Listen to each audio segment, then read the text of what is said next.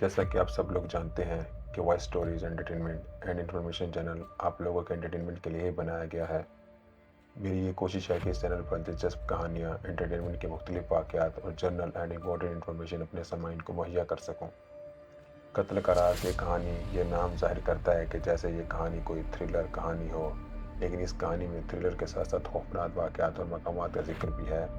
یہ کہانی بھی جادو سے متعلقہ کہانیوں سے۔ اس کہانی کا مین کردار ایک لڑکا ہے جس کے والد کا پرسرار طریقے سے قتل ہوتا ہے۔ وہ اپنے والد کے قاتل کو ڈھونڈنے کے لیے سفر شروع کرتا ہے۔ اس سفر کے دوران وہ مختلف قسم کی تحقیقات کرتا ہے تاکہ وہ اپنے والد کے قاتل کو سزا دلوا سکے۔ اس دوران جو واقعات پیش آئے ہیں، ان واقعات کو اس کہانی میں بیان کیا گیا ہے۔ اس کہانی میں تھرل اور خوف بھی اور موقف الفطر قوتیں بھی واقعات موجود ہیں۔ اس کہانی کا انداز نہایت منفرد ہے اور یقیناً آپ اس کو بہت پسند کریں گے۔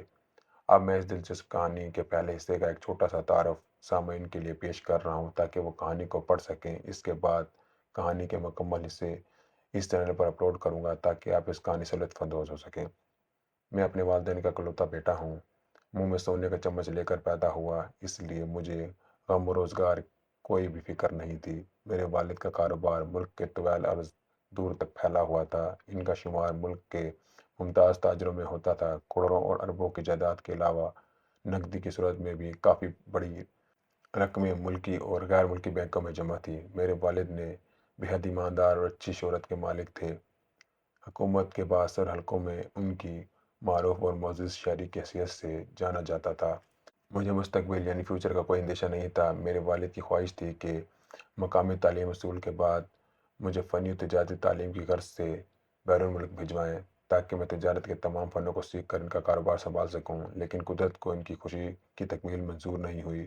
انسان سوچتا کچھ اور ہوتا کچھ اور ہے جو اللہ کو منظور ہوتا ہے۔ میرے ساتھ بھی یہی کچھ ہوا۔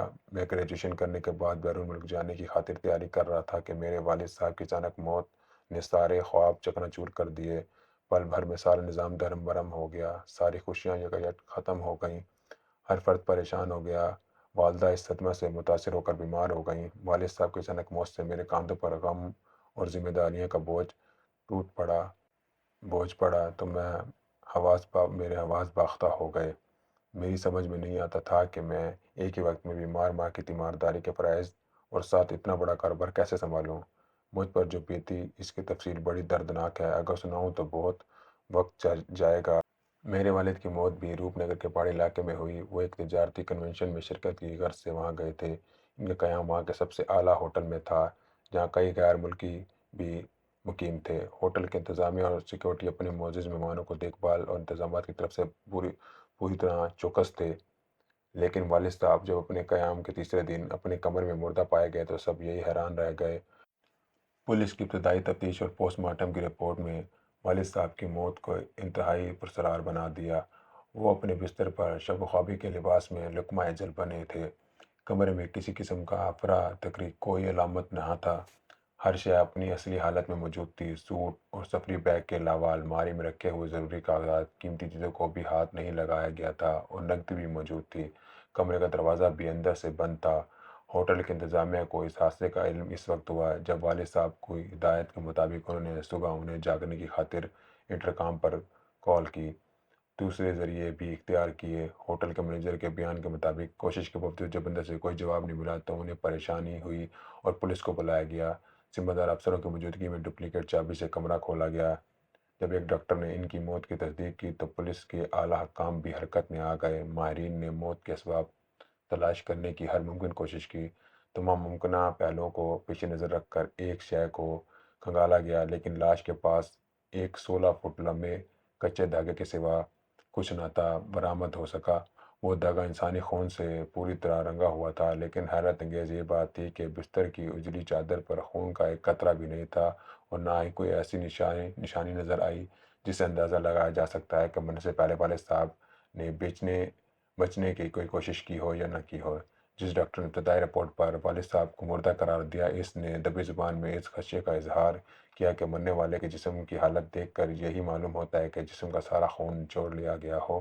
بعد میں پوسٹ مارٹم کی رپورٹ میں بھی اس بات کی تصدیق کر دی گئی کہ لاش کا سارا خون پیا جا چکا ہے۔ لیکن ماہرین اس بات کی وضاحت نہ کر سکے خون کس نے نکالا۔ والد صاحب کے جسم پر کوئی ایسا نشان بھی نہ مل سکا جس سے خون پینے کی کہانی کی روشنی میں کوئی رائے قائم کی جا سکتی ہو۔ البتہ سود کے دھاگے کی کیمیائی رپورٹ ظاہر کرتی تھی کہ وہ انسانی خون ہی سے سرخ ہوا تھا۔ والد صاحب کی پرسرار موت کی خبر اخبارات تک پہنچ گئی۔ حکومت اور محکمہ پولیس کے لیے یہ ایک چیلنج قرار دے دیا گیا، مگر 1.5 سال کی جان توڑ کی کوشش کے باوجود حکومت کی کوئی ایجنسی موت کے اس پرسرار معاملے کی حل نہ کر سکی۔ پھر وقت کے ساتھ ساتھ والد صاحب کی موت کی کہانی بھی قصہ بن کر ختم ہو گئی۔ والد صاحب کے پھیلے ہوئے کاروبار کو دیکھ کر اور بیمار والدہ کی تیمارداری نے مجھے سر کھجانے کا وقت نہ دیا۔ والد صاحب کی موت کو بھی میں نے ہر شخص کی طرح تسلیم کر لیا، لیکن موت جن حالات میں ہوئی، چھان بین کرنے والوں نے جو مختلف معروضے قائم کیے تھے وہ میری سمجھ میں نہیں آ رہے تھے۔ 16 فٹ کا کچا قانون آلودہ دھاگا میرے ذہن میں شکوک پیدا کر رہا تھا۔ سود کا معمولی دھاگا کسی انسان کا جسم سے خون کا ایک ایک قطرہ کیسے چوس سکتا ہے اور اس کی موت کی وجہ کیسے بن سکتا ہے؟ یہ بات نہ صرف ڈاکٹر اور ماہرین کے لیے حیرت انگیز تھی، بلکہ میرے ذہن اسے قبول نہیں کیا تھا۔